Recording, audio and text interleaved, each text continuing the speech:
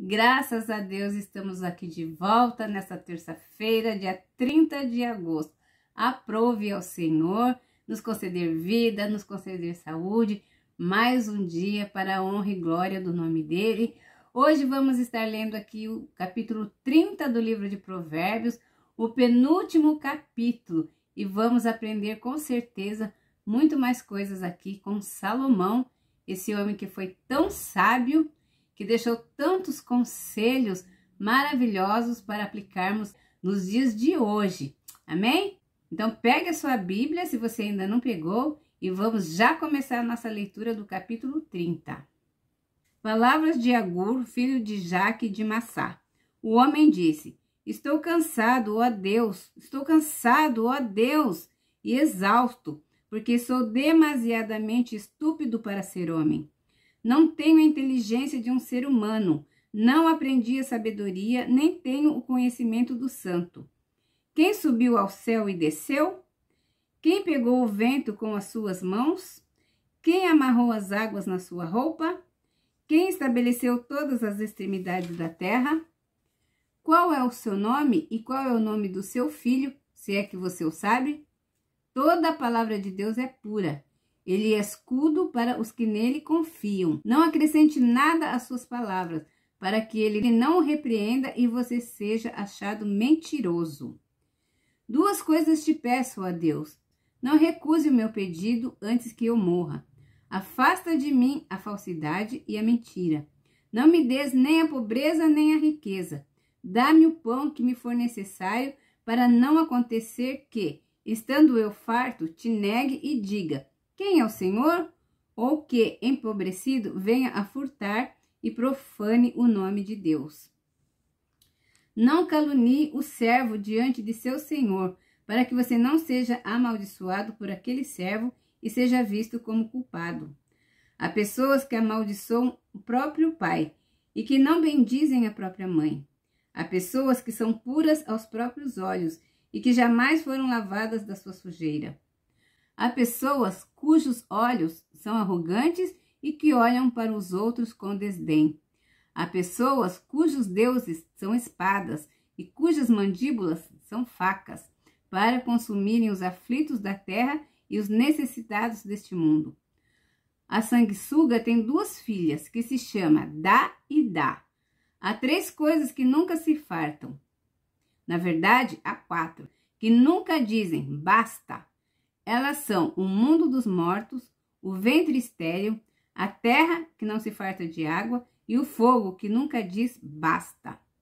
Os olhos de quem zomba do pai ou de quem nega obediência à sua mãe, corvos do vale os arrancarão e pelos filhotes da águia serão comidos. Há três coisas que são maravilhosas demais para mim. Na verdade, há quatro que eu não entendo: o caminho da águia no céu, o caminho da cobra na rocha, o caminho do navio no meio do mar e o caminho do homem com uma moça. Tal é o caminho da mulher adúltera. Come, limpa a boca e depois diz: não fiz nada de errado. Três coisas fazem a terra tremer. Na verdade, são quatro que ela não pode suportar: o escravo que se torna rei, o insensato que anda farto de pão, a mulher desprezada que se casa e a escrava que se torna herdeira da sua senhora. Há quatro coisas bem pequenas na terra, mas que são mais sábias do que os sábios. As formigas, povo sem força, mas que no verão prepara sua comida. Os arganazes, povo que não é poderoso, mas que faz as suas casas nas rochas. Os gafanhotos, que não têm rei, mas que marcham todos em bandos. A lagartixa, que se pode apanhar com as mãos, mas que se encontra até nos palácios dos reis. Há três que têm passo de elefante, na verdade, quatro que são imponentes no andar. O leão, o mais forte dos animais, que não foge diante de nada. O galo, que anda reto.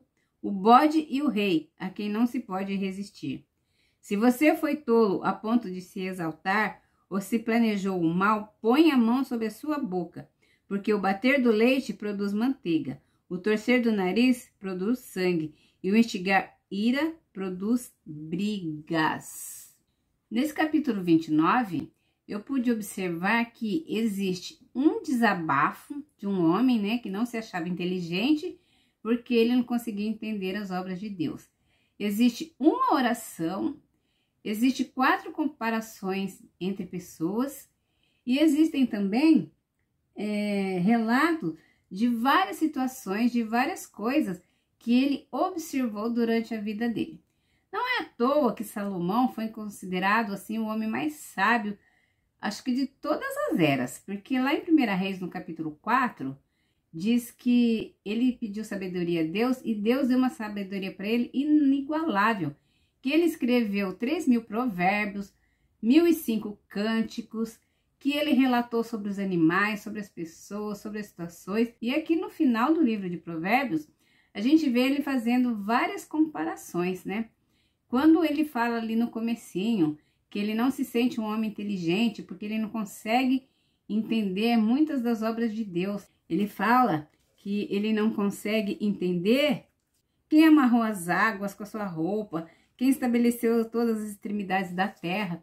Então ele não conseguia entender como uma pessoa, como um ser criou tantas coisas assim que a inteligência humana não consegue alcançar. Então ele estava se achando uma pessoa sem sabedoria, como se, inclusive ele, o homem mais sábio do mundo, fosse conhecer todas as obras de Deus, né?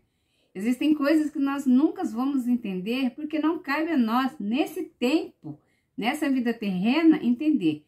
Lá na glória, Deus vai nos explicar muitas coisas. Eu creio assim, que tudo aquilo que a gente não entende, que a gente não encontra respostas, que são coisas inexplicáveis, nós vamos ter respostas lá no céu. Mas ele também, né, faz comparação entre pessoas, há pessoas assim, há pessoas assadas, porque todos nós somos diferentes. Nosso Deus, ele é um Deus muito criativo. Ele criou a raça humana. Mas dentro dessa raça, quantas diversidades existem de pessoas, né?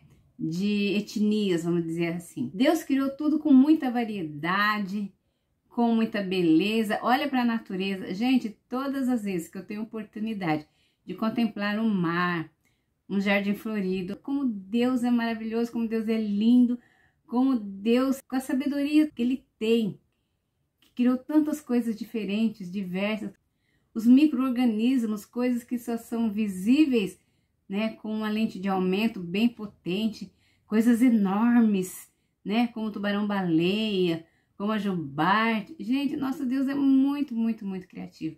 E quem somos nós para entender, né, para ousar querer entender a sabedoria de Deus? Mas eu vejo aqui que Salomão, ele fez uma comparação aqui entre 4 seres bem pequenos, mas que tem muita sabedoria. Tá aqui, olha, nos versículos 24 até o 28. Diz assim: há 4 coisas bem pequenas na terra, mas que são mais sábias do que os sábios. As formigas, povo sem força, mas que no verão prepara a sua comida. As arganazes, povo que não é poderoso, mas que faz a sua casa nas rochas. Os gafanhotos, que não têm rei, mas que marcham todos em bandos. A lagartixa, que se pode apanhar com as mãos, mas que se encontra até nos palácios dos reis. Né? Seres tão pequenos, mas dotados de tanta sabedoria que muitos humanos não têm. Trazendo para nós, para nossa raça humana, né? Isso quer dizer o quê? E espiritualmente também falando, isso quer dizer o quê? Que não importa a sua estatura, não importa a sua fraqueza, não importa o local onde você habita, não importa nada. Se você tiver o Espírito de Deus habitando em você, Ele vai nos conceder graça e sabedoria para lidarmos com as situações, com os problemas, para acharmos soluções. E o princípio de tudo, o princípio de toda sabedoria, onde está?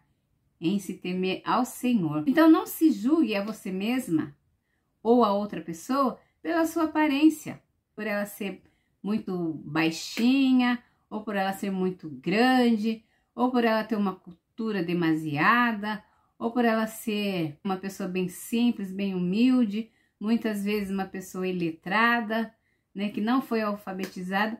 Não olhe para as pessoas pelas suas condições físicas. Você não sabe o que vai no interior dela. Você não conhece o coração dela, você não conhece a força de vontade que ela tem, você não conhece nada da pessoa pela aparência. E Deus, ele não olha para nós pela nossa aparência. Ai de nós, né? Se o Senhor fosse nos escolher pela nossa aparência, pela nossa força. Não, o Senhor escolhe os fracos. O poder dele se aperfeiçoa na fraqueza. Foi assim que Paulo disse? O poder de Deus se aperfeiçoa na nossa fraqueza. Porque quando somos fracos, então é que somos fortes. Paulo disse isso de si mesmo. E eu tomo essas palavras para mim e tenho aqui a ousadia de pedir para vocês tomarem também para vocês essa palavra de Paulo. Quando vocês estiverem se sentindo fracos, sejam fortes na presença do Senhor. Busque a presença do Senhor. Busque a Deus em oração. Busque a Deus louvando. Busque a Deus lendo a Bíblia. Porque Ele vai te dar forças. Ele vai te dar sabedoria. Ele vai equipar você com tudo que você precisa para enfrentar e vencer qualquer problema, qualquer situação. Deus, Ele é maravilhoso, Ele é especialista em resolver problemas e Ele ama trabalhar em pessoas que o mundo não dá nada por elas. Que as pessoas olham e dizem, isso aí, você não dá nada não, essa pessoa não tem conserto, essa pessoa não tem jeito. Ou então aquela pessoa, né, que todos olham para ela e falam, você não vai conseguir, porque você é muito fraco, porque você não tem cultura, sei lá. Quantas pessoas aí existem para querer matar os sonhos de uma pessoa, para desencorajar, para dizer que ela não é capaz, que ela não vai conseguir, mas Deus, que tudo sabe, tudo vê, Ele pode fazer do fraco um forte. Não é assim que diz a palavra?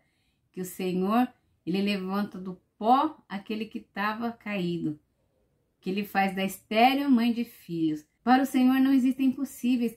Então você, meu irmão, minha irmã, que possa estar vendo esse vídeo, se você está se sentindo fraco, desencorajado, pequeno, se você está se sentindo assim, a mosca que pousou no cocô do cavalo do inimigo, sabe? Aquela pessoa mais inútil da terra. Olhe para o alto, olha para cima. Você vai ver que tem um Deus que pode te capacitar, que pode te fazer forte, que pode te dar sabedoria, que pode fazer você mais que vencedor, porque Ele não está olhando para as suas capacidades, mas Ele quer capacitar aquele que Ele escolher. Amém? Então, se você é escolhido de Deus, nada pode te parar a não ser você mesmo. O nosso inimigo número 1 somos nós mesmos. Nós nos sabotamos quando nós damos ouvido às pessoas que querem nos desmoralizar, que querem nos enfraquecer, que querem nos rebaixar, que querem nos comparar a elas porque elas são mais sábias, mais inteligentes, têm mais cultura, mais dinheiro, mais estudo, mais isso, mais aquilo. Mas tudo que ela tem diante de Deus não é nada. E o que Deus pode te dar vai fazer com que tudo isso que ela tem também seja nada diante do Senhor. Amém? Então se fortaleça no Senhor, na força do poder que Ele te dá e siga em frente. Amém? Porque o Senhor nos fez para sermos vencedores.